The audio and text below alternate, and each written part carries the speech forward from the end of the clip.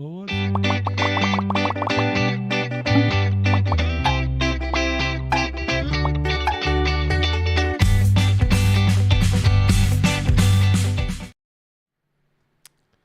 Hello, everyone, and welcome to episode 130 pre-show.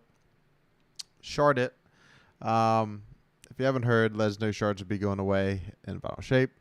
So we'll be going over that and everything else that kind of went along in the TWID. And that's a good portion of it. And then some changes to Crota's End. Some sandbox things that's coming in the future. And yeah, that's what's going on.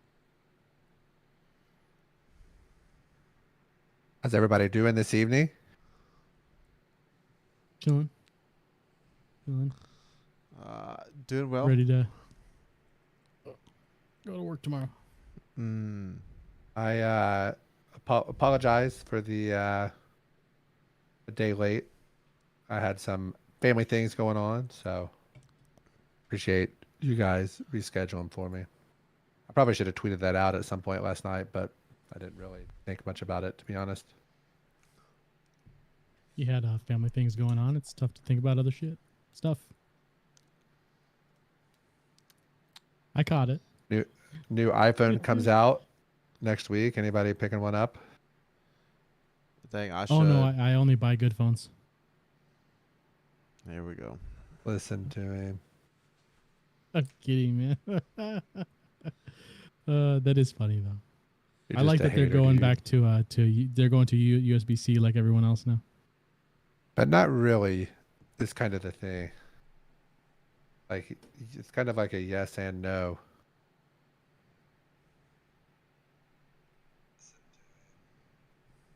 How is it a yes? No? I didn't even look into it.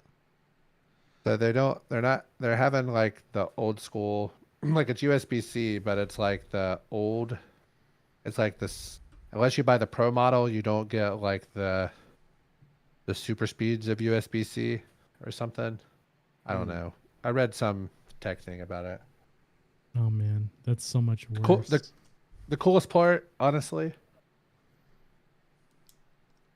is that if your AirPods or your watch get low, you can plug them B words into your phone, like cord them from your phone to the charge port of those and charge that way. So like if your AirPods are dying, you can just charge them. Yeah, I know that's been an Android feature for a minute, but you know, all 10% of you that use Androids, you know, the other 90% of the world is looking forward to that. So How much money have you had to spend on AirPods, Ryan?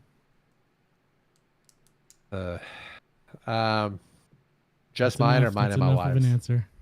Just mine or mine and my wife's? I mean, all I'm saying that is if there's a company that throttles speeds of their charging port because you didn't They don't buy on the Pro they model, don't on the they don't. Well, I mean, I they always don't buy on the Pro model, but they do on another one. That's ridiculous. I don't on the Pro model. It's a plug. I always own the Pro model. Yeah, but the fact that it's happening at all, dude. I don't That's disagree. so sleazy. I don't disagree, but And also I'm not saying it's a bad phone at all, not whatsoever. It's a good product, but the decisions they make are very suspect. Agreed. However, you have green text bubbles and I have blue text bubbles. So just remember that whenever you go to start I talking like my smack. green. Green's a better color. Plus, with my operating system, I can actually change them to be whatever color I want them to be. Ooh. I know for I'm sure. going to change Ryan's bubbles to green. Like Don't you dare. Like 100% fact in the future, like charging ports, whenever the world's like finally over to like 90% electric vehicles, there's going to be a subscription where you pay the higher amount to make your car charge faster. That's exactly. I mean, this is how it works. This is what's going to happen, Dude, homie, the world's not going 90% electric cars. One day it will. No, it won't. There's no way. Well, whenever all the car makers are making 90 90% vehicles that only take electric. That's what's going to happen. It's not. That's never going to happen. I do not believe that it's going to be 90%. I believe there will be a more. I believe it will be more beneficial to drive electric than gas because gas will be expensive because fewer people use it or whatever. You know what I mean? So like having it, but dude, I couldn't even drive to like, just imagine you live in Kentucky. You can't even drive to Florida without like having to take it's just the infrastructure is not there, like even close to there, like anywhere other than like on the coast. Well, I didn't give you a date, but one day it's going to happen. I mean, I guess if you say like in 500 years, I mean, I don't think it's that I mean, far I out. guess when would you say it is then? Probably 75 years. Nah, that's after I'm dead. I don't give a shit about that. Let it burn, baby.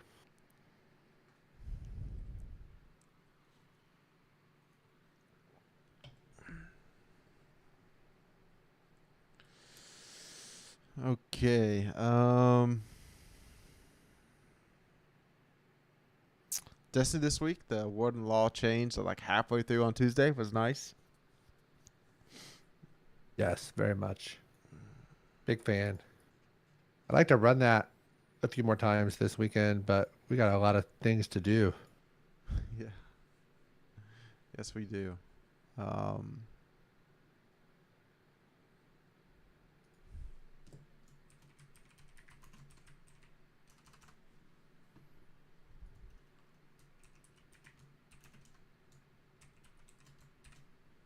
I almost have us set up and ready to roll.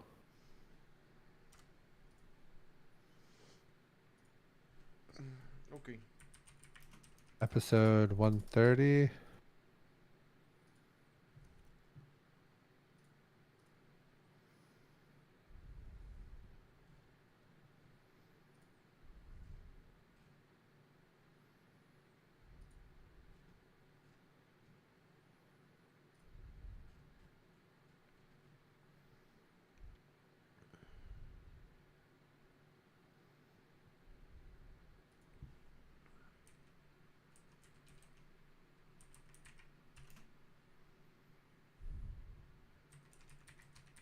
All right. Does anybody, can one of you pull like the Twitch stream up and make sure that there is sound coming through on it?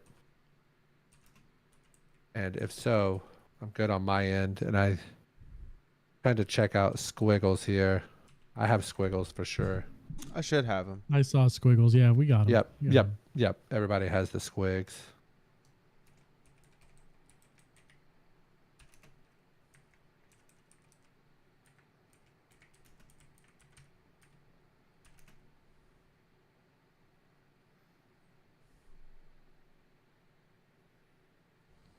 All right, I'm gonna talk just so I can hear myself. Okay, thank you. Much appreciated. Whoa. Jared, say something? Yeah, I'm saying something right now.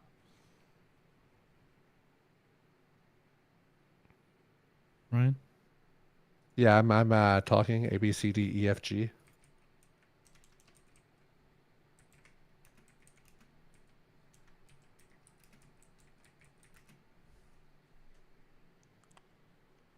Need to go up a little bit volume wise.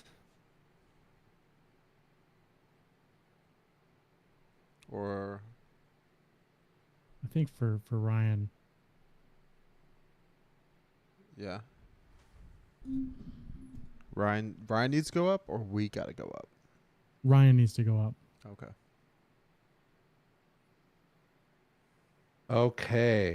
Okay. How did I do this last time? Every week I have to really concentrate on this and remember, because it is quite the rig job on this here.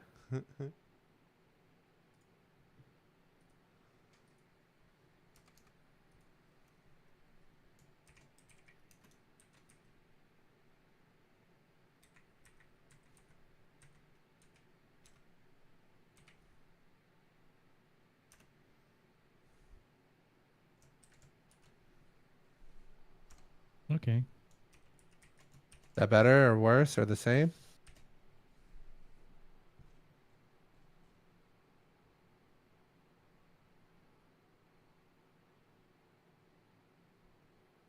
I mean, I haven't heard anything, so I'm assuming I didn't get any volume out of you. Oh Okay. no. There's okay. I'm just gonna say the intro, and then that way you can leave it up to your ear in case there's like a big delay or something on it. But we are live for episode 130 of the Conqueror's Corner podcast. Today is Saturday, September the 15th. I'm the Destiny bad boy, NotRyanFox, here with my fire team, who all of you CCBs know by now. Jared and the chronicler himself, chadocero. Remember, if you're watching us on YouTube, don't forget you can take us on the road via Spotify, iTunes, and other podcast services. Make sure you subscribe, unsubscribe, resubscribe, click the bell, turn on notifications, yada, yada, yada. Nothing at all. While you're still talking, you sound very quiet, but now that I'm talking, I am at a good volume. You are much quieter than I am. Okay. We can fix this. I just didn't want to, all right, I've turned myself up, and I think that I am at the upper portion of green as opposed to being in the lower portion of green. I'm approaching yellow on the collars of voice meter here, so my volume is louder. Just let me know.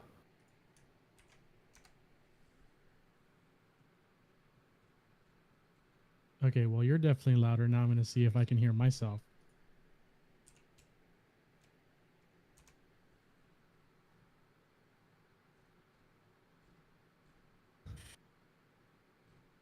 You're not as loud as me, but I can hear you. Okay. Guess who's getting turned down, my dog? Yay. Stianax. Chadocero? Stianax. Stianax. All right. Listen, I'm going to go ahead. I'm going to click the start button. Let's get this rolling. And I'll address the Twitch thing in there. I'm going to turn or refresh my camera here. All right. You guys ready? Yeah, let's get it going. Yep. Clicking the button now. Eyes up, Guardians. We are live for episode 130 of the Conqueror's Corner podcast. Today is Friday, not Saturday, September 15th. I am the Destiny bad boy, NotRyanFox. And I'm here with my fire team, who all of you CCBs know by now. Jared. Man, hey everyone. So, Shards, they're on the outs. Crota is getting some buffs and some reworks, and there's a lot of this cool stuff going on Destiny this week, and we're gonna cover it. Good, bad, and the ugly. Well, we know who the ugly is on this podcast. And the chronicler himself, chadocero. The aforementioned ugly is going to talk about the lore from a bunch of different exotics, mostly the ghost shells, sparrows, and then a ship. Chad, you're the pretty one. What are you talking about? And as a reminder, if you're watching us on YouTube or Twitch, thank you so much. We really appreciate it. But if not, you can take us on the road via Spotify, iTunes, other podcast services. Make sure you subscribe, unsubscribe, resubscribe, click the bell, turn on notifications, yada, yada, yada. Make sure you follow us on Twitter at DestinyCCPod.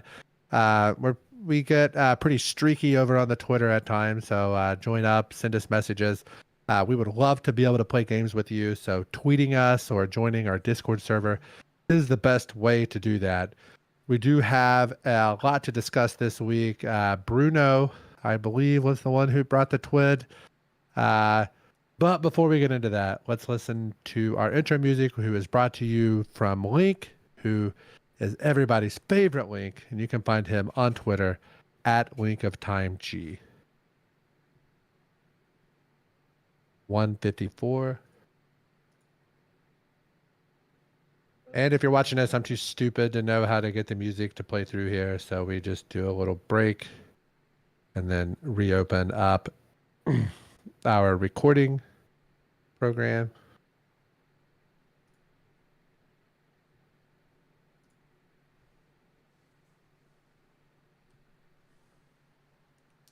Squiggles. Yep.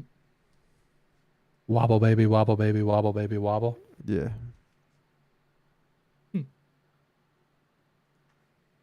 Clicking the button. Wow, thanks, Link. Awesome job.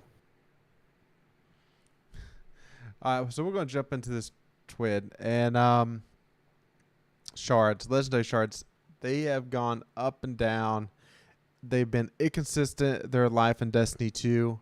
How to get them. There's definitely been tons and tons of exploits in the past that's had a very wide range of how to acquire those. And, Bungie wants better ways for players to get into the game and simplify the currency, which has been, a trend, I feel like, in the last, 4 or 5 seasons, just getting rid of a lot of, weapon crafting currencies and now just currencies to spend. It's all boiling down to just the brass tacks here. So moving forward, like engrams and focusing and purchasing stuff, it's going to just cost different now. So like your witchful weapons are not going to they're going to cost 0 glimmer. They're just going to cost the engram to focus when I'm reading this chart out of the TWID. Now, if you move on to something like an Iron Banner weapon, is going to take 5 engrams and 25,000 glimmer. Go down to Adept Nightfalls weapons, and it's going to take only 1 engram, but it's going to take 50,000 glimmer.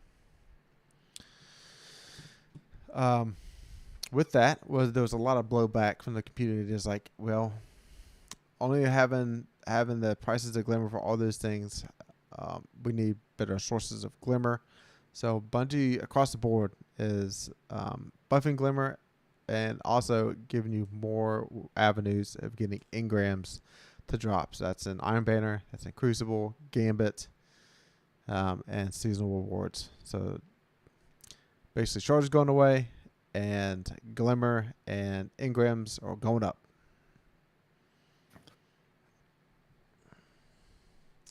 So how are we feeling about shards going away? I don't know. I can argue either side of it.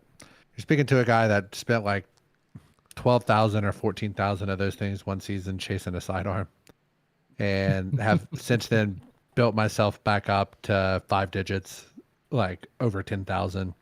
Not much over 10,000. I fluctuate between 9 and 10. But it's not anything I've ever had trouble. All I need to do is wait till I get my season pass leveled up enough, do a vault clean out. If you clean out 150 weapons or armor pieces, all of a sudden you get 7 per weapon. You do 150, you can build those things up pretty fast. And let's be honest, out of 100 weapons that drop, how many of those are you hanging on to? Probably less than 5, I would say. At this point, as somebody that's played this game literally thousands of hours. So to me, it doesn't matter. However, it does feel bad in a way. I wish that they could have turned it into where we could have used those for glimmer, like how they did with our planetary materials. Like, let me turn them in for glimmer, or do like 1,000 to 1 on this, or 500 to 1 on ascendant shards or ascendant alloys, something like that. Let me turn them into something. Especially because if you do like a weapon with 2 enhanced perks and you masterwork it and you rank it up to 20, you're burning through shards, burning through alloys. Like, let me turn them into that at least. Give me a few free weapon crafted upgrades at max level, and make it to where you have to do it before the end of the season.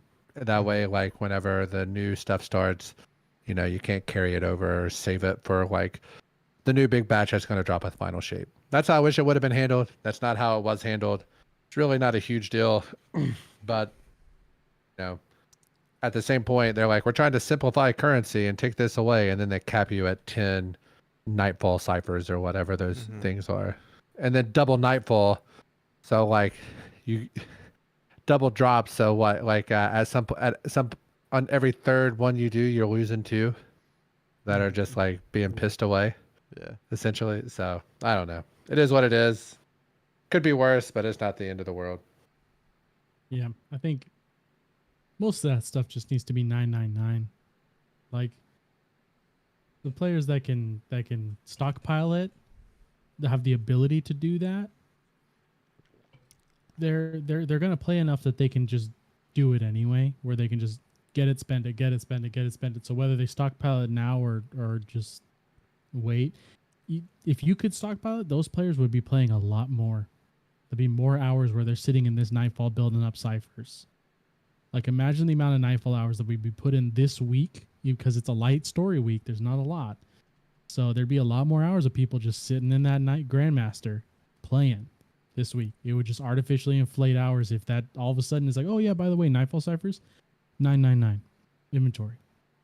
Oh dang. And then people would be in there.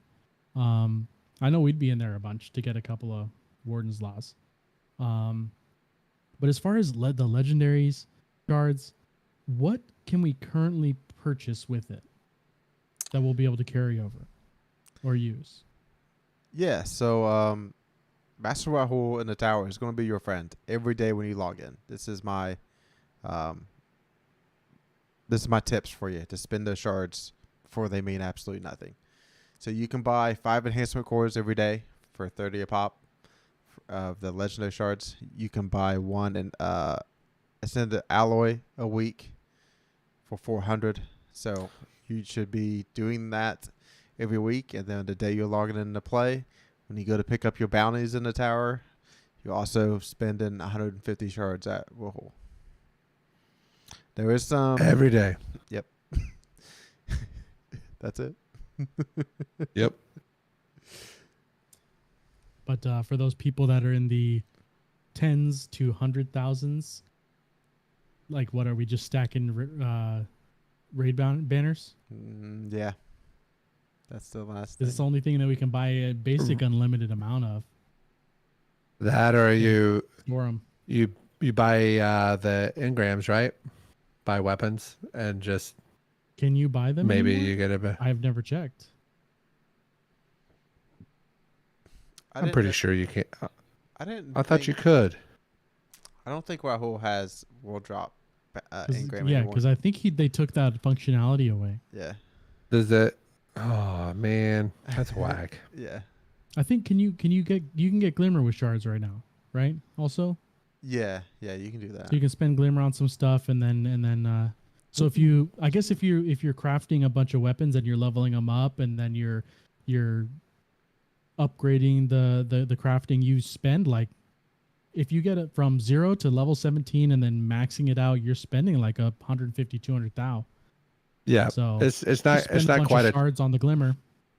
It's not quite a full 250, but it's pretty close. Yeah, but I mean, if you do that to on get a one bunch to of like weapons, if rank you're 20. like, yeah, but like beforehand, where you're like, you know what, Yeah, I can rank Yeah, all these guns to it's- 17 and it's- just spend all my shards on Glimmer to refill. absolutely.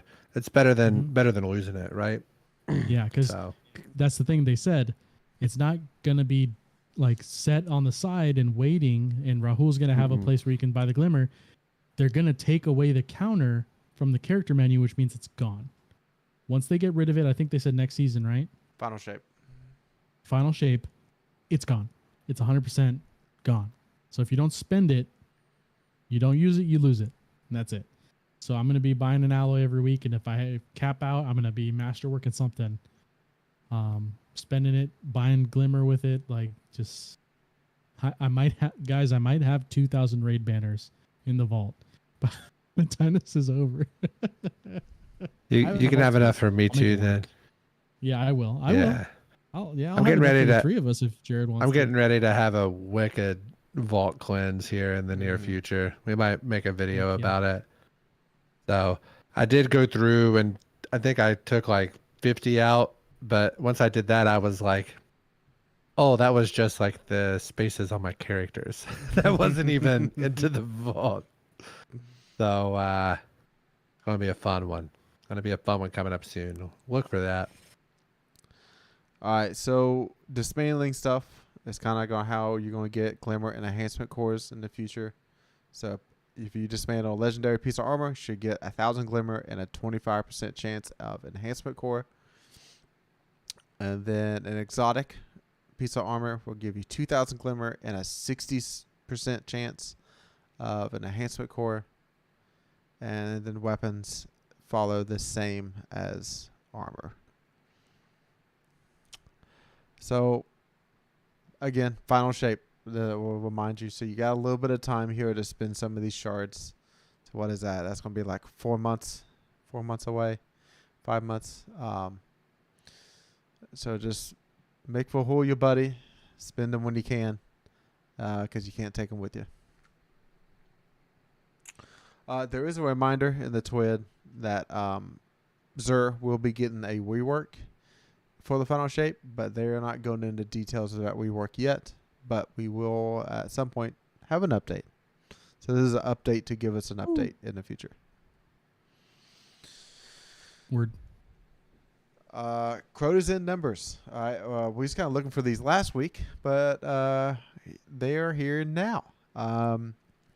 Little more than 500,000 players went into Crota's End for contest mode. About half of them cleared the Abyss.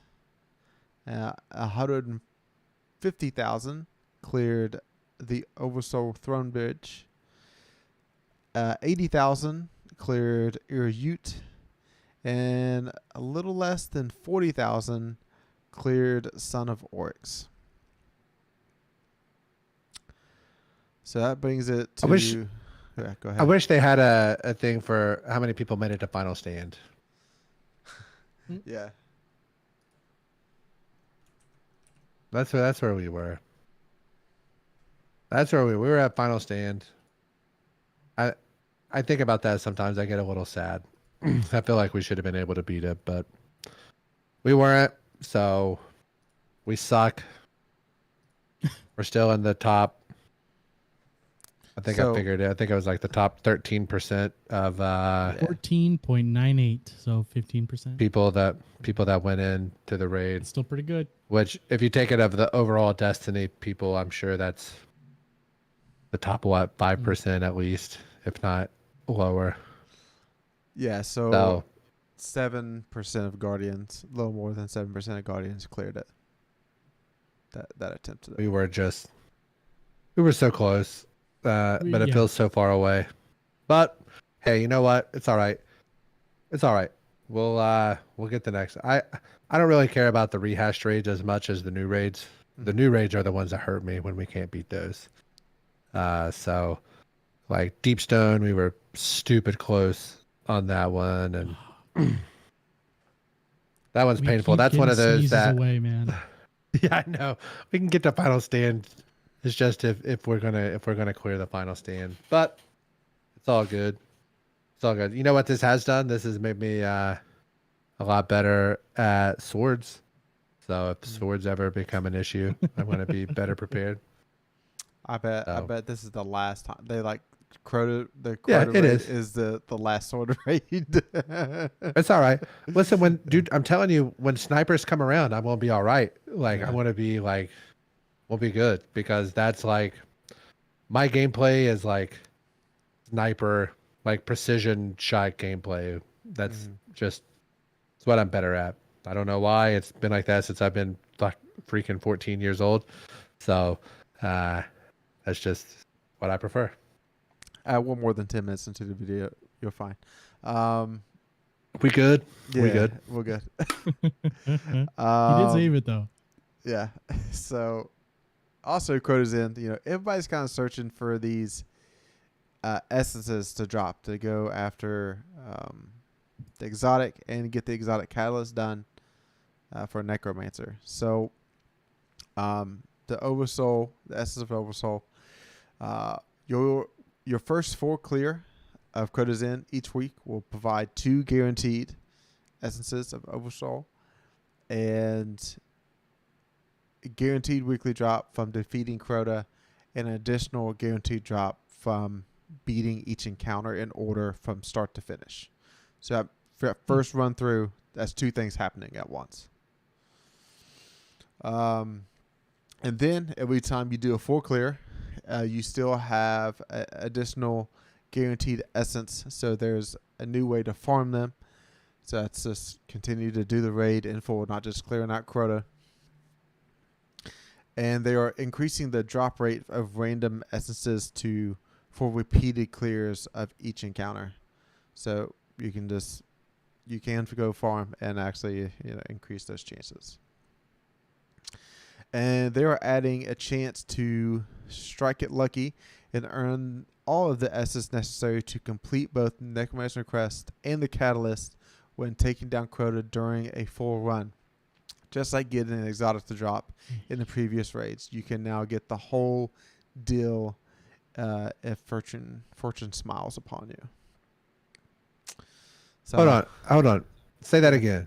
So there's I was like half listening. Basically, there's a random chance for you hit the lottery on your 4 clear of Crota to just auto completes the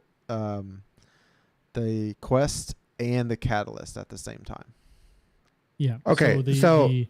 So I read that and I thought that can't be what I think it was. Yeah. And then I heard you read it out loud and I was like, okay, I'm pretty sure that's exactly what I think it is. Yeah. So okay. What I really wish they would have added like literally a lottery system balls happening at the end and like it gives you your numbers and it shoots the balls that out. would be so awesome. Yeah. That would be man. That would be Could you imagine if you gotta choose your number, like 69. Like I'm choosing that off the rip every time. Yeah. I feel like it should be more like a wish wall where like a guardian steps on a plate and then a plinko board pops up. And then they shoot a ball at the top and then it goes down. Listen, Bungie, we're your ideas guys. You know. I mean, they already have the wish wall. We need a lottery. We need a lottery ball. Mm-hmm. I hate to rip off, pardon my take, but I feel like we should add a lottery ball at the end of our podcast and see how long it takes one of us to get it. Hey, just a 1 through 100. If you get the system, I'm doing it. I'm right down. here. All right, we got it. Okay, deal. Yeah. Maybe we can get it sponsored. We'll keep the stats. We'll keep the stats in the rundown of the dates they were drawn and like which ones are left and everything. Mm-hmm. It's happening. All right. All right. That's gonna be sweet. A new challenge approaches. So starting on Tuesday, Crota's hold on here. Crota's Master Difficulty comes out and the weekly challenge also comes out at the same time. So you can do the challenge on normal mode, and it's going to be a good way to go after some more red borders. And then if you do it on the Master Difficulty, that's how you get those adept weapons, and then you can also level up those adept weapons and masterwork those traits and become just a smidge better than the crafted version of the weapon because you can use those adept mods.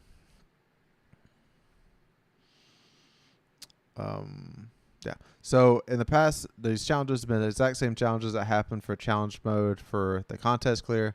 So there's probably already a few videos out there of how to do most of those. And probably should start looking at them now and learning them because first up's got to be, the pit or whatever that first encounter is called. It's got to be a headache. I hate that encounter. I think you just have to stay at ×10 the whole time. Oh, okay. Okay. I'm not sure about that, but I think that's it. But I don't know how you get rid of is it Curse of Darkness or whatever that debuff is that wipes you. Mm-hmm. I think you might have to like enlighten and just get out of I don't think you can be near the lamp, and I think that restarts that. And I don't know. We'll have to look at it, but it's something with that. Now we do have some changes coming in season 22 and season 23. In season 22, the main pain points right now in PvP, I guess, is Atea's words. They already went through one nerf back in like the stasis days, where it was like double reflecting damage and like really supercharging your super. But they're going to change it to where it's going to require a full class ability to reflect incoming damage, and reflecting damage will deplete your class ability energy. So the goal is to reduce the uptime of this exotic's effect and to make it more difficult to stack with Juggernaut's shield. Wow, that was pretty nasty. If those two things happening together. Yes. Agreed. Jared-Conqueror's spine. This has kind of surprised me because I thought this is a pretty niche loadout here, but they're reducing the impact of the grenade's uptime by making it grant energy on final blows instead of damage. Occasionally you run into one of these hunters and they're just a master at sticking these on the walls in PvP, and they might get one shot on you and you're like, oh, I'm gonna duck back into cover. And then you see that trip might hit the wall and you're a goner. But that just. Did you see our homie Salt was upset about this one on the X? A little bit, and that's because it was affected PvE, which I never used this in PvE. It's just one like a second level, a third level troll he was trying to do just to mess with people.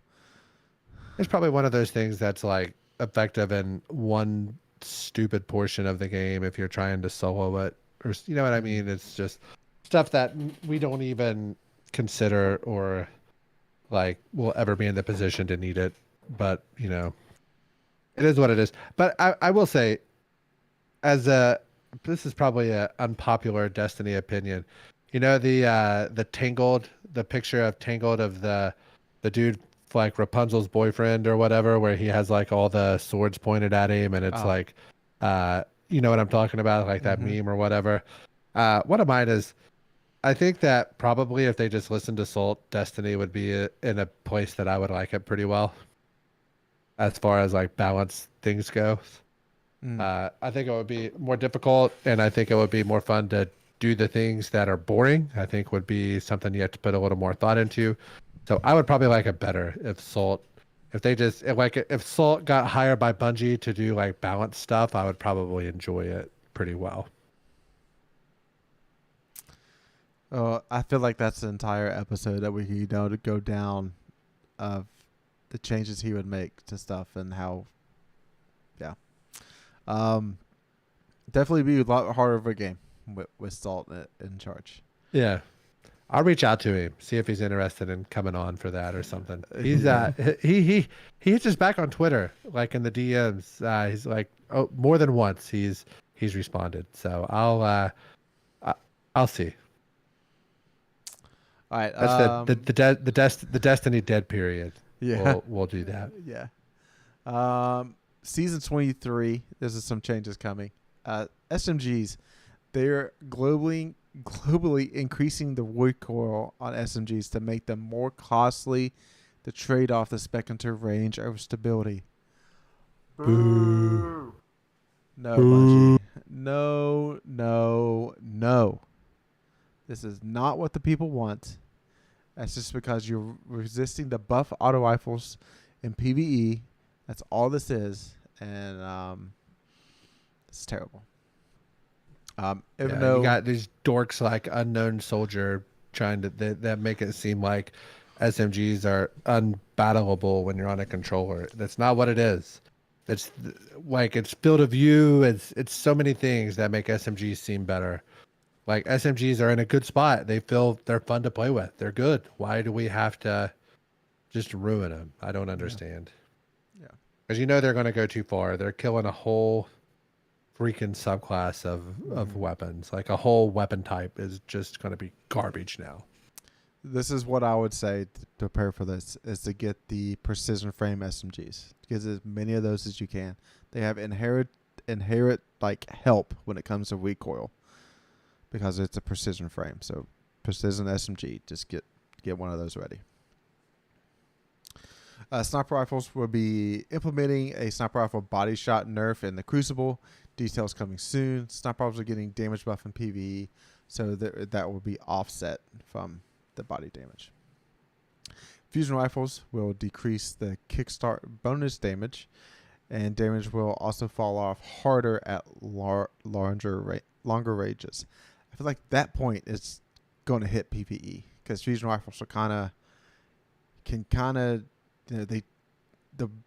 they can be in shotguns lane, and like if it's not like really far back for a sniper, it's just all right, fusion rifle, let's go. Airborne effectiveness, most people just say AE, will be increasing the airborne accuracy of sniper rifles and slug shotguns to be equivalent to pre-AE Icarus at their base values. So that's good stuff there. I like that. Nothing better than jumping up and hitting a snipe when you jump up from behind cover. It is pretty sick. I'm not gonna lie. Usually I'm like, oh, Yeah. yeah. My eyes get a little buggy whenever it happens. So I'm all about that. Peregrine Greaves. These not only grant bonus to shoulder charge damage, but after being airborne for a short time, the goal of these is to ensure Peregrine Greaves users are visibly airborne to other players in order to benefit from the exotic effect. In PvE, they will now provide a significantly more bonus damage and refund your melee charge when used against champions, tormentors, and mini bosses. Now I like that. That's nice. Yeah, boy. This does concern me because Knee of justice. I use these a lot in PvP, especially when it's Fortress. Because you can go in there and you one-shot that Titan that put the bubble down with the Knee of Justice. Yeah. Synthoceps. We are removing the extra lunge range. Yes, love that. To compensate, we're adding improved weapon handling and reload speed when you're surrounded. Okay. And we are walking back some of the nerf to glaive melee damage as well. All right. Maybe glaives could be back for Titans. Maybe. Synthoceps are still going to be great with Balkhammer. I don't see that going away until they completely rework Solar Titan. I think for solo play, Chad, it's nothing's better than that. Yeah, I mean, the extra lunge range is it does. I don't use Synthoceps like that, so I'm fine. It's more of an abuse done in PvP. Because I'm usually just throwing a hammer or I'm sliding and flying into the air and launching a bunch of strand nanite thingamajigs at people. But I mean, I'm in it to punch people, and seeing that the glaive thing is being reverted a bit, we'll see if I'm going to be running back in there with the frozen stasis glaive, the heavy one. Mm-hmm. Winter Bite. That's the one, Winter Bite. I'm like, it's not Freezy Stabby guy, but because I remember that was very broken when it came out, so I want to see. Yeah, weren't people killing Rolk with it? Like they were one stupidly phasing and Rolk, stuff. yeah. But that was an interaction with the orb. The orb flying out was doing like hitting. It was doing the FPS damage glitch on the enemy and not us. Yeah, must be nice. Yeah. Must be nice, you little right. bees. They got You know it what I fixed for the enemies. Yeah, we're years into that. What So. Destiny 3 away from that happening. Yeah, I did you see? Well, we'll bring the big glitch of the day up later. This not in the part of the TWID. Okay.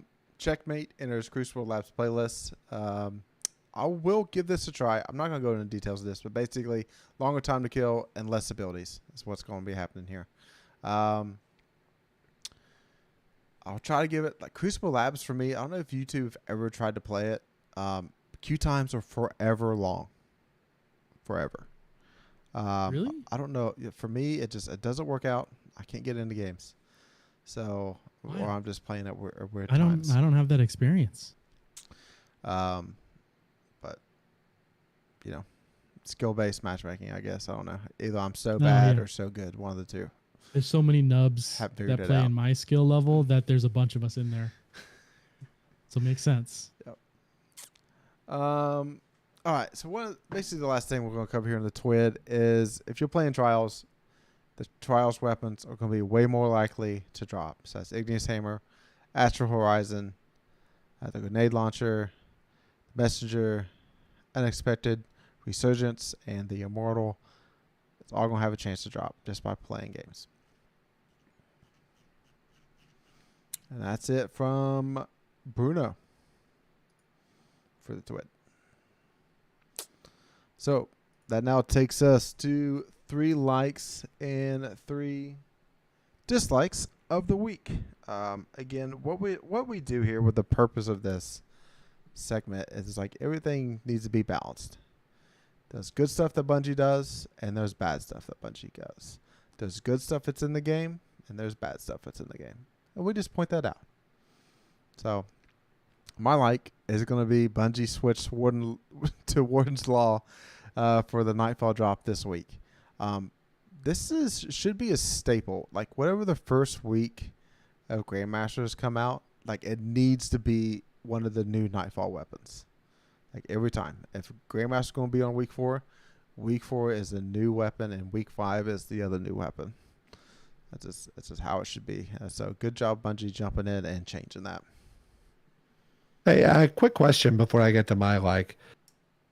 Did Grandmaster start like 2 or 3 weeks early this season? No, that's the same as they did last season. So week 4, they start letting people play the weekly one as a Grandmaster. And then week 7, they open them all up so you can select it. Okay. Because I was thinking like, there's no way I made it to season pass rank like 125 this fast previously. Which is before what you would have to be pinnacle cap and like season pass rank that just to be able to do it. So it seems like they were early. Maybe they're earlier than they were like last year, but maybe not last season. So my like was actually running the Nightfall. That battleground was pretty fun. Wasn't too difficult. We kind of got through it pretty quick. Could have been a little more aggressive, I think, with like I never used my super until the boss room, which was looking back on it. Could have used it a little bit more, got through things a little bit faster, Selfish. but not so much selfish, but more I didn't remember what was coming up in that Nightfall because I haven't ran that battleground in many seasons. So I didn't exactly remember the pathing and when enemies were coming in that thing. But had a great time through that. I got 2 terrible rolls on that DFA. So looking forward to getting back in there with that. Also got my final pattern of Beloved on the is it Prestige or Presage? How we say that, Chad? I would say Presage. Okay, that's how I would say it too. No. Osiris says it in game. He says Presage. All You're right. gonna have to flip that. As soon as I hear it, though, I will agree with you. Yeah. In the meantime, I'm gonna say Prestige Presage. So I got my final Beloved that I needed. So I think I'm like 2 or 3 fire frights away, and I will never have to touch that again, as far as I know. And that's a little teaser for my dislike coming up. So, Chad, what about you? What was your like this week? Well, Ryan stole my like this week, and I'm very upset because I was excited that the Grandmaster's not a nightmare, and I guess it's similar but the same but different. I was very much expecting us to take a couple of tries. One try to like move around. He does that face, but it's a battleground, and the last battleground we did on the moon. That's the only one we've struggled on, dog. Yeah. Sorry about that. Also, What was that? Was that the? That was a GM. So That was what? No, it wasn't. yeah, we didn't struggle on the one with the knight in the room. Get out of here. No, the one that we jumped That was up the in the bars one? corners of the pillars. We did. Yeah, Oh, we did that one. We did We struggle did that on one that first try. Yeah, we did it first try though. Yeah, we struggled so much Yeah, we but beat we it our had to first try. cheese. We had to cheese 2 of the spots. That's not cheese. You still get Oh. damage there. Yeah, it's not Oh, a I'm cheese. talking about the opening of it, where you Oh, run that's to the just- left that's all just the a- way over. That's a time saver. That's just dumb on Bungie's part. Yeah. Yeah, Okay. If can we did that check the normal, tape. like we did this last check the one, tape on that. it would not have gone the same way. They're live streamed. You can check them. You'll just watch them. You'll agree with me, Jared and I. My That was your dislike is dislike. Ryan. Sorry, Mister, not Ryan Fox. I'm the Destiny bad boy, son. Yeah, exactly. We shouldn't like you. You're a bad boy. No, my dislike is just the story this week was very light. While it was helpful because I have stuff going on this week, and then the podcast night got moved. It was legitimately just get through it in 20 minutes. Didn't have to do a single Sabbath Inspire. Didn't have to do a summoning, altar of summoning, which I am happy about because as of right now, since I got the reset 2 weeks ago, I am dreading going back into either of those activities as of right now, unless I'm going in with these 2 guys, if we're going in just to hang out. But I got that reset and I'm like, I'm good, dude. I'm 100% okay not doing those again. They're fun, but I grinded them too much and I don't like them right now. I set out last week, so I have to wait for week 3 to circle back around to get those last few triumphs for the title or whatever. My dislike this week is just honestly, this is so petty and so dumb, and it probably only applies to me, but it literally ruined my Tuesday. So there's a shotgun called Without Remorse that is only sold by Xur. And I had one in my vault. Xur sold it like 4 or 5 weeks ago. I bought the other 2 that I needed, kept them in the vault. I had to wait for the new season to start. Once the new season started, I had to get up to like rank 63 to unlock the first 3 deep sight resonators. Unlock those, pull the weapons into my character, use it on the first 2, get to the 3rd one, and I am unable to apply the deep sight resonator because that was not the right copy of that gun, which was very painful because that was a gun that I apparently got it during that season, which was the season of the catch. No. Is that right? Was it season of the catch? It was the pirate season. Yeah. Plunder. Season of the plunder. Yeah, there you go. It was season of the yeah. catch. Yeah, so you did the catch craft, which was the story, the seasonal Catch crash? activity. Catch craft, right? Craft? Thought it was ERAFT. craft, but I didn't care I for don't that know. season very much. Anyways, yeah, that season sucked. So there were like Brigand's Law was the sidearm. I didn't get that one done. I didn't get I did not get the shotgun done. So those are ones that I have. Unfortunately, those weapons are not part of the exotic rotator mission. So the only way to acquire those weapons is from Brigand's Law, which can be sold by Xur or Banshee. And Without Remorse can only be sold by Xur. And because, Xur sells 6 legendary weapons each week. But if you don't have a new enough version of the weapon because Bungie is dumb and does shit like this, then you cannot apply the deep sight resonator. So I am at 4 out of 5 currently, and the one copy of the gun that I do have, I cannot apply the deep sight resonator, and I'm very upset about it. Plank Stride, which is a heavy machine gun, is the other weapon that is craftable that is not attainable during the exotic rotator mission. So my hope is that either Xur sells it in like the next 8 weeks of the season, or at some point next season he sells it, Or they rotate the exotic rotator missions next season to include the season of the plunder weapons. So that's what I dislike at the game currently. Those like those guns are so mid. Like there's like I understand that Dude, you want to get them done, but it's a check. It's a check mark. Like I have everything else is crafted already. Like I have all the raid weapons craftable. I have all this shit done, ready to roll.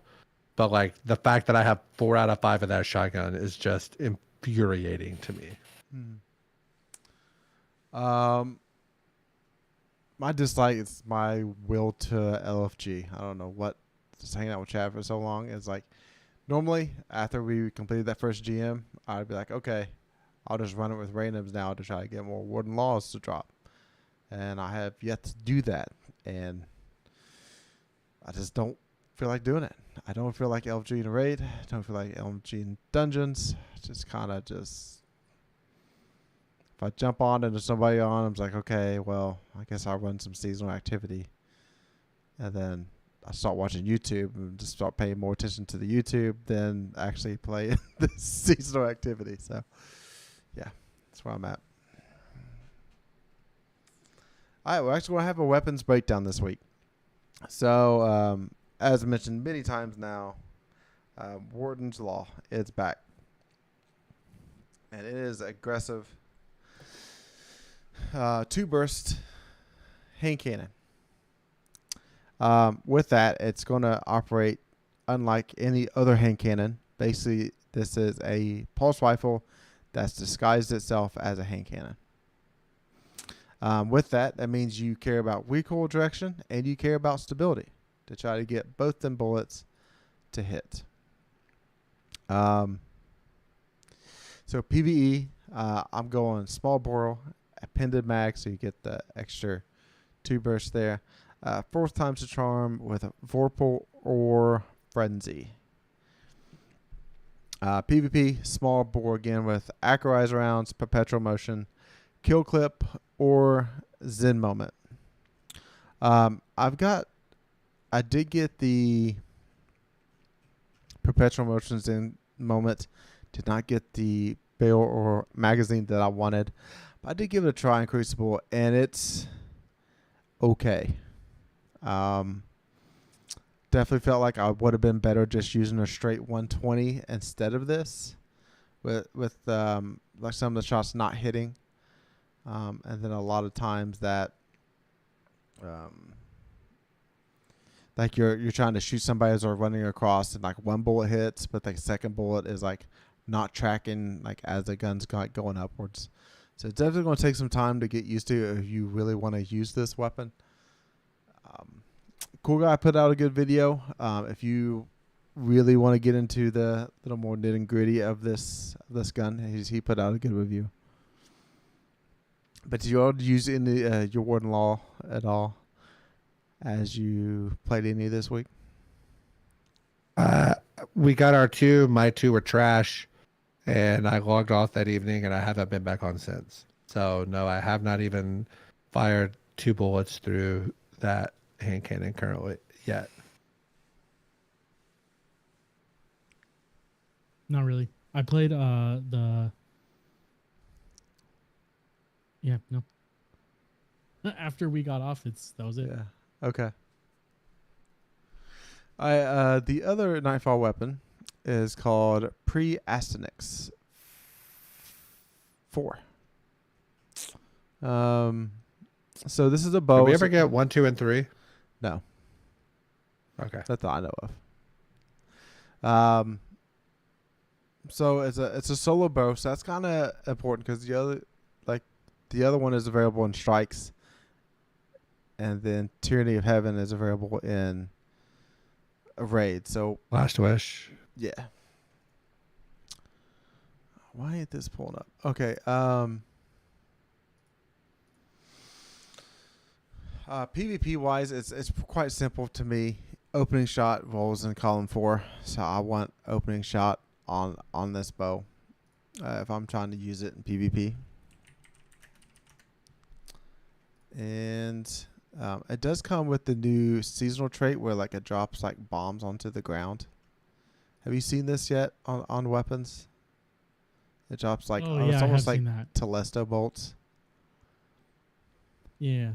I have not. I think they have a little bit of play in PvE and PvP. They're very very obvious and um, easy to avoid.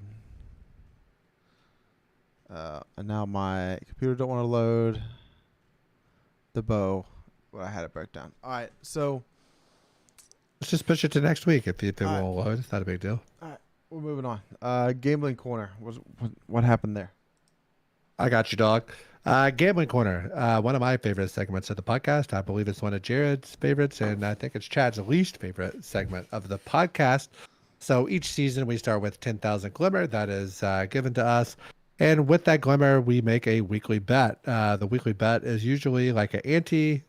We used to have a fella, Mr. Vegas, that would help with odds, but we get busy sometimes, and honestly, we don't discuss Gambling Corner until like 9 o'clock the night of, and we hate to bother him, even though it is only like 6 o'clock his time at that point. So a lot of times it ends up with us trying to do a Destiny challenge, and we will set either like a death, who can guess the closest to deaths, who can get the closest amount of time.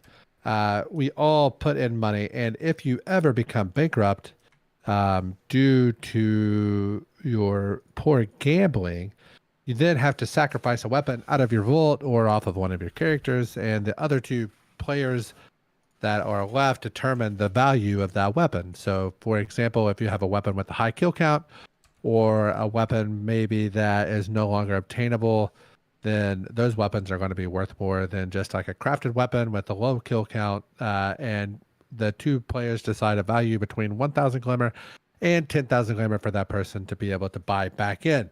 Last week, our bet was Prota's End. We knew we'd probably get at least 3 runs, potentially 6 runs, depending upon how many we did of our weekly runs this week. And the fastest time, who could guess the closest? It did not matter if you went over. Chadocero's guess was 1 hour and 11 minutes. NotRyanFox's guess was 1 hour, 32 minutes. Jared's guess was 1 hour, 23 minutes. And I am happy to tell you that on September the 8th, 2023 of the year of our Lord, we completed the Crota's End raid in 53 minutes and 31 seconds, which makes Chad the winner. And current standings, Chad has 17,000 Glimmer. I have 11,000 Glimmer. Jared has 5,000 Glimmer. So we need to come up with a bet for the current week coming up. And I was thinking total kills. And would you guys rather do a Crota raid or a Nightfall raid? Or I'm sorry, a Crota raid or another Nightfall, and we guess the total amount of kills, and whoever is closest wins. Let's do kills and let's do it of our first GM clear next week. Okay. Absolutely. So, let me check. Do we know what Nightfall is next week? Nope. I don't know what it is anyways. No idea. It's just stay blind. Okay, staying blind then. Yeah.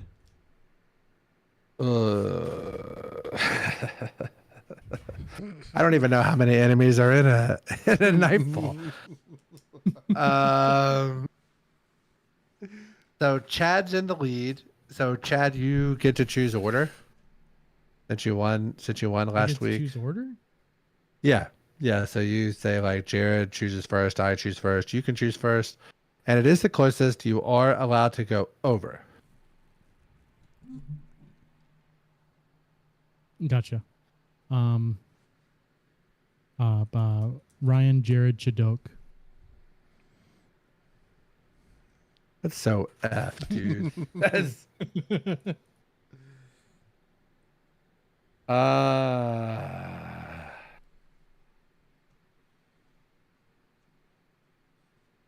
Can I ask? Can one of you pull up like what 6 nightfalls there are at least?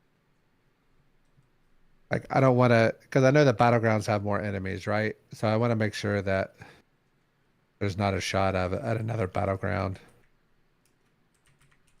There is This moon is in the rotation. Moon is in the rotation. Yeah. So I just whistled bets there. I don't think the whistles closest come to through. total enemies. Yeah, like It enemies is. killed is kind of gonna be the. Total though. Total, like amongst all of us put together, right? Yeah. It's So- not just your kills. It's total kills. And we're gonna do like what I guess a 2,000 ante on this as well. Yeah. So I'm gonna say just blindly. I don't even know. I don't even know what to guess. But I am gonna say Okay, before you guess, it's either going to be highest battleground Mars or the Devil's Lair. Oh, those both have a Alright. good amount too. both of those have a good amount of enemies. I want to say, right? Think so. Mhm. So let's say um let's say 417. That's a good I don't number. even know. I don't know like I would say if you're that's not, low for those. you're not far off from what I was thinking in my head. 417. Okay. Okay. So I'm going to go 476. Dang. That is a lot.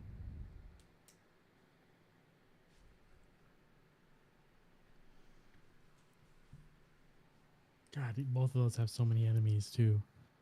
I don't know. Like is somebody gonna have 200 and the other is gonna have 100 and some, or like what's the Right? Yeah, Chad, the place to go, above or below one of us. I know. I And think you know the what? play is either 416 or 477. I went 416. 416 is where I'm going. Okay. You little bitch. Yep. Okay, so final guess is this is going to be a 2,000 ante. So if Jared doesn't win this one, he might be in trouble pretty early this season. So Chad's bet was 416. My bet was 417. Jared's bet was 476. Quick math tells me that somewhere around 446 and above Jared gets.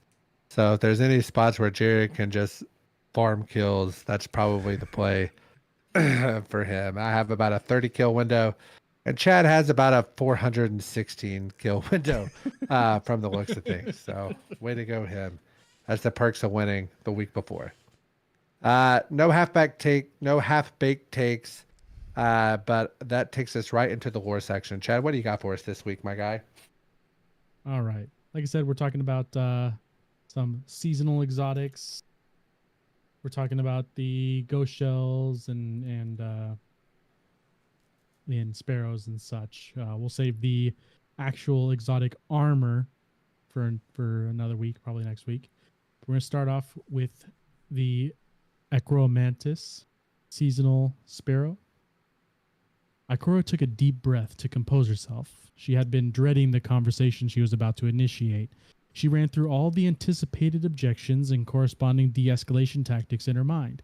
It was important to keep the situation in hand at any cost. Once she had steeled herself, she nodded to her ghost Ophiuchus, who engaged the holoprojector. A moment later, a bust of Empress Keitel illuminated Ikora's office. Even translucent and digitized, the Empress was an imposing figure. With a steady voice and unwavering gaze, Ikora detailed the Vanguard's plan to resurrect Savathun in exchange for the knowledge of how to breach the Witness's portal. Once she finished, Ikora braced for the Empress's fury. Instead, she was met with pensive silence. When Keitel finally spoke, her tone was measured. There was a time, not so long ago, when the Witch Queen resurrection would have seemed like a betrayal. Ikora held her breath. But after working with Eris aboard the Leviathan, after speaking with Gaul, the Empress lowered and shook her tusks, a gesture of uncertainty. I must accept that the ways of light and dark are beyond my reckoning.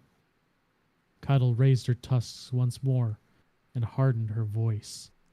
I trust Eris as I would my own Mythkeeper. If the Vanguard agrees that this is the only way to stop the Witness, then so be it. My legions will not stand in your way. My thanks, Empress, Ikora replied with obvious relief. Besides, the Empress concluded, if this plan brings me one step closer to crushing Xivu Arath's skull, then it has my blessing. Pharmakos shell, the ghost shell. A little flock of unpaired ghosts shivered and murmured together in their luminous cage. Their chitinous shells clacked together as they huddled. When their queen opened their cage, the ghosts shied back. Come now, Savathun said, cloying, vicious. The light belongs to all of us. And aren't you curious? They didn't move, only stared at her and a litter of ghost shells behind her. She changed tack. The others wanted the traveler to be safe. Don't you want that too? They did. That's all they wanted. One ghost shifted forward. The others tried to close ranks and keep it with them. It pushed forward. The needle fingered one reaching out, and the ghost floated willingly into her claws. Seasonal ship. The arc crystal hung in the air, crackling and spitting with energy. Savathun inspected it. No fractures, no unstable charges pouring from unseen fissures. When she ran a claw down its surface, she could feel static bolt down her arm.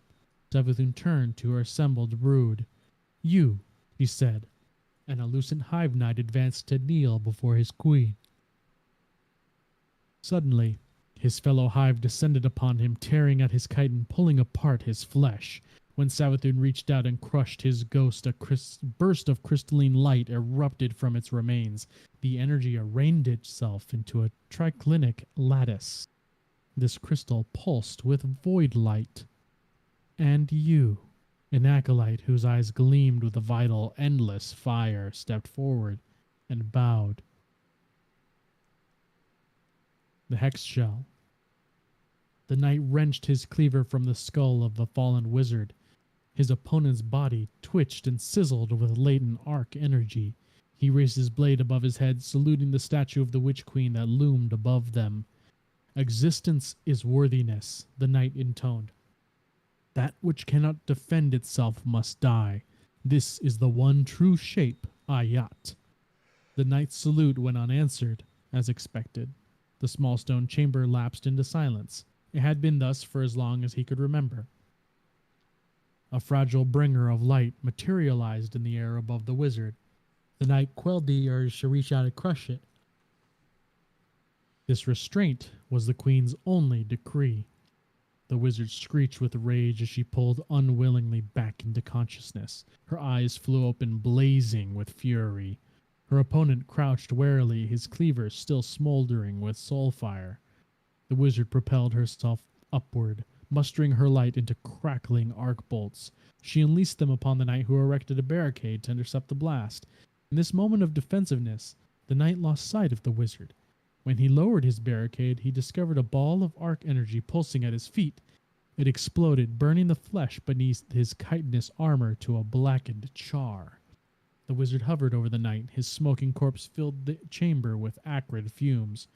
She raised her clawed hand toward the silent statue. Existence is worthiness, she intoned. That which cannot defend itself must die. This is the one true shape, Ayat. And the Lemnos sparrow. So there she was, Glint continued, lost deep beneath the hellmouth, hunted by the hive. Imaru tilted forward, uncharacteristically rapt. Crow sat nearby, sipping on ether fizz. The hive ghost had made an offhand inquiry as to where Erismorn got her third eye. And soon the trio were fully invested in Glint's campfire tale. Glint lowered his voice ominously. With her loyal ghost, Brya, drained of his light, Eris was left defenseless. Her final hope was the bone she'd been gifted by a grateful Ahamkara she saved from certain death once. Crow cleared his throat uncomfortably. Actually, he whispered to Glint, I think she killed that Ahamkara. And good thing, too, Glint continued without missing a beat, because in her time of need, the spirit of the Ahamkara whispered to her, offering the solution to her problems. Easy, Imaru interjected. Ambush an acolyte, rip its head off, and graft its eyes into her face, right? Crow nodded grimly, while Glint rolled his eye. No, the ghost corrected Imaru. The Ahamkara told her to befriend a certain knight of Crota who was tired of serving the darkness. Crow choked on his ether fizz, dissolving into a coughing fit. That's not quite. Eris found the knight, and they quickly forged a bond of friendship. Glint pressed on. The knight taught her an ancient hive spell to help her grow her very own third eye. In exchange, Eris helped the knight free himself from Crota's service. Together, they fought through a whole army of hive and escaped as allies.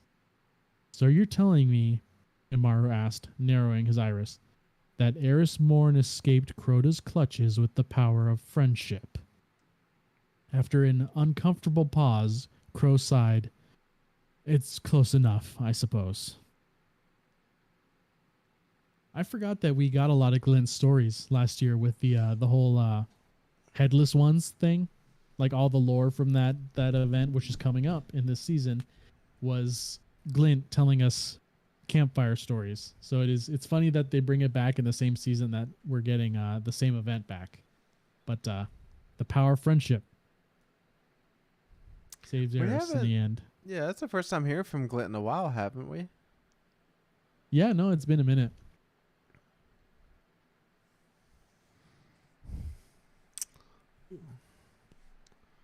All right, it is time Ryan's for the mailbag.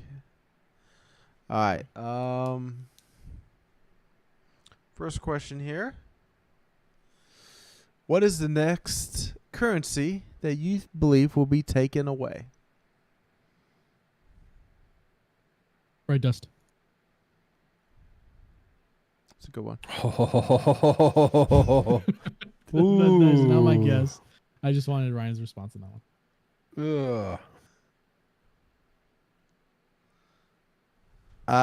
It probably. I don't know. Are they gonna get rid of like the wishing well and all that stuff? Maybe. Oh, I see what you're talking about. Well, no, because they'd have to vault Dreaming City, right? Like the tier 4, tier 3, tier 2, unstable, charged with light, and all those. You're saying that you can just activate them no matter what, anytime? I think so. I mean, that would make sense. That would clear up 4 slots. Yeah. That, or because I don't imagine they're going to get rid of like witches keys or divers keys or any of those, right? Because those are already pre-made at this point. Yeah. They're not getting rid of ascendant alloys. They're not getting rid of ascendant shards. They're not getting rid of the what's the ciphers that Zura sells, exotic ciphers. Those are staying. Mm-hmm. So I would say that the planetary stuff that are like the feeble offerings, like that type of stuff is probably sticking around. So I think that kind of only leaves the Dreaming City stuff, right? Yeah. Yeah. Pretty sure, yeah. Like we've said, I think since episode 1, we've mentioned that Glimmer is useless in this game and a dumb currency to have. I wish they would get rid of that.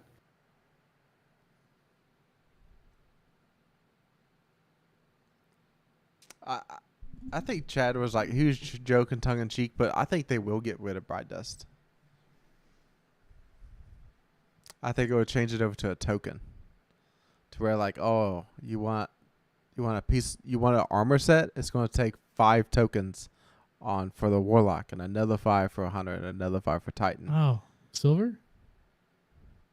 No, you can still earn tokens in game, but like Gotcha. they're gonna reset the market to like where like right now those people out there with over 100,000 bright dust. Is So- there really? Yeah. Like, I don't have very much bright dust. Yeah. I have like 4,000, 5,000. I'm bright dust poor, Yeah. but I've always said if I want something, I'll just buy it with money. Like I don't care. I don't like that my joke was taken seriously. I don't like it. Question 2: Is Eris going to be on our side in the next expansion? I think Eris is gone. I think Eris is going to be a bad guy now, or a bad guy now. Like, there's probably going to be parts of her that are still good, but I think that her definitely being a part of the Vanguard, I think that's over by the time this season's over with. Interesting. So we have some secondary characters now that are a part of the darkness. So Sloane has taken on her. She's part taken. Eris is now part hive. Mithrax is just straight up fallen. So Elixni. yeah. R.I.P. Ashamir. I mean, he was already part Vex. Kind of was saving his arm, so I'm sure he's fully Vex now. So I think having characters that relate to the other species is what it is. So I think this is Eris's swan song here. After this season, we don't hear much from her ever again. Not because that she's like a bad guy. I think this is the best Eris Morn is ever going to be is this season. But you forget about Osiris in the whole Lightfall campaign was very much like trickle and strand between his fingers and stuff, but it was like only shown like in like 2 to 3 seconds of cutscenes and never like in front of like the Blue Man or any of them, So I kind of think that Bungie might have hinted at it for a reason, but it hasn't paid off yet. Okay. Because like Strand, do we agree Strand is a darkness subclass? Yes. I don't. Jared says no. I say yes. I say it is just because it's in the diamond diamond with stasis. Yeah. So that's kind of my rationale. And I think that the real question is going to be, is Osiris going to use that in order to save somebody? Like he sacrifices himself to save like Saint or somebody else. So I'm interested to see. They did just enough to tease it to make it stick in my mind that it happened. So we'll see. Yes, she will be on our side, but I think like what Jared said, she'll be mostly a background character after she's done being a hive god. What about Jermaine? Because Jermaine and I think he's going to be getting Eris some sweet hivey loving. He's all about it. okay. I think Drifter is the carrier in the Destiny 3. He's the character that's Destiny 3 is going to be centered around. The start of it. To make Ryan happy. That would make me so happy. Like Callus and Drifter were always kind of my guys. Callus is no longer with us at this point in time in space. So we'll see. But I hope so. I like those like ambiguous characters, kind of like Loki in the Marvel universe. He was always kind of one that I liked. The ones that are good sometimes, bad other times, can kind of walk that line back and forth. I really like Thanos. He was probably one of my favorite bad guys of all time in any medium of like storytelling. But anyways, question 3. Did you see the quote unquote leaked trailer of the new playable space? Chad says no. Nope. Jared shakes his head yes. Chad, is that something you want to see? I can send it to you if so. The new playable space, as in like Yeah. final shape. So or basically, Bungie effed up and uploaded a video and set the timer on it to release sooner than it should have. And it is like a 50-ish second video of like inside the Traveler, of like just traversing that area. Oh, okay. And you see a few things. It came out Monday night, Tuesday night. I don't remember exactly which night it came out, but I saw it sometime between like midnight and 6 a.m. and like barely watched it. And I was like, oh, I'll catch up on that in the morning whenever I'm taking a poop before I get in the shower. And at that point, like it was being like taken down and kind of copyright stricken and all sorts of things. So I didn't get to watch it until earlier this evening. I kind of rewatched through it. And I assumed whenever I saw it, it was loaded up like 12 to 18 hours prior to the PlayStation State of Play like conference that they had or whatever, but it didn't actually appear during that. So I don't know when Bungie was initially planning to release it. This was like one of those things that they upload and they set like a release time and date on it, and they just messed that time and date up and it released early under the official Bungie thing, but it's no longer there to watch. But if you were to say go to the subreddit of Destiny 2 leaks, you could probably find it there to watch. And by probably, I mean definitely, because I watched it before this podcast was recorded. So you can see it there. And there's some interesting things in there I will not say because obviously we're pretty good about spoilers on this show, I believe. So I would not spoil anything that's not out into the ether, but it's there if you want to watch it.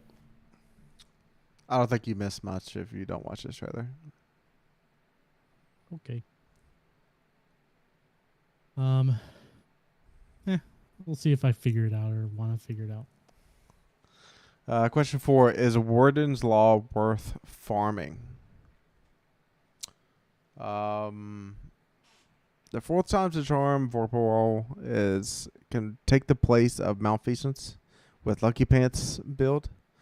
I think it's decent in PvE, and it's usable in PvP. But I would say like the round robin that's craftable from Neonuma will treat you way better than Warden's Law will when it comes to PvP. And I agree with Jared on that. Just blindly agree with Jared. I also blindly agree with Jared.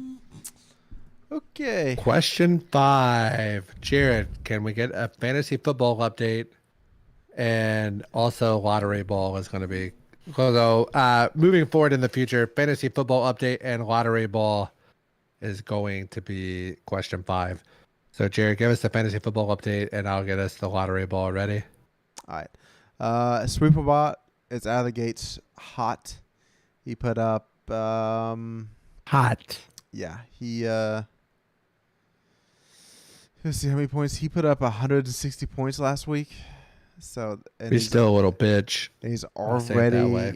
already up, and I got him this week, and he's already up 36 points on me after just the Thursday night game. So I'm out of the gate. It looks like it's his league to win. Might as well pencil him in to the championship. I lost my week 1 game by 2 points, and if the Bills punter could tripped up the guy running back for overtime win. Oh, you got beat on that. I would. You got beat on that special teams tutty. I had the Jets kicker, so they would have just God ran it, bless kicked you. it, and I would have. But luckily, I was asleep and I didn't see it happen in real life, in real time. Oh my God. So Jared, you're 0-1. What's your record? Chad's on 1. He lost by 4 points in week 1. Oh man, that sucks Dang for you it. guys. What about me? How did I do week 1? Well, you did win, but you also win against the person that scored the least the entire week one. So, Wins a win. Wins a win, Jared. We're just focusing on that.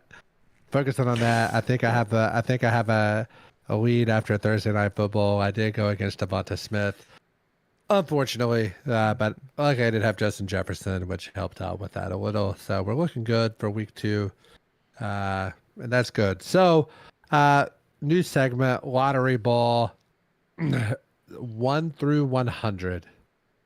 We're all going to take a guess. Take a guess if you're listening along. Tweet us at Destiny CC Pod if you hit it, and maybe there is a reward for the first person that tweets us. If you win before we do and you tweet us about it, there might be something in it for you. So, 1 through 100, I have a random number generator pulled up. I'm going to roll it 5 times, and on the 5th roll is going to be the winner.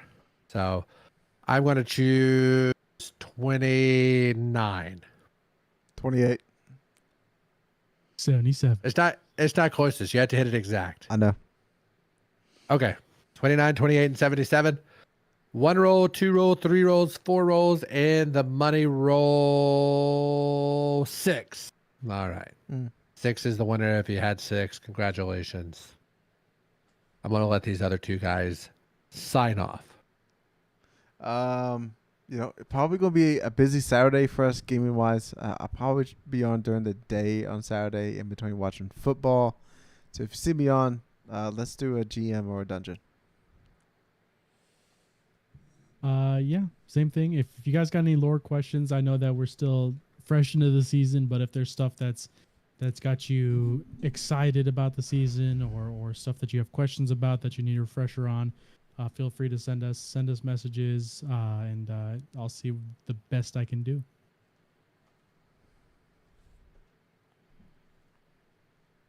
All right. And remember, follow us on Twitter at DestinyCCPod.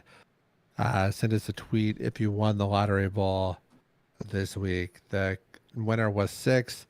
As always, go Cats. Love you guys.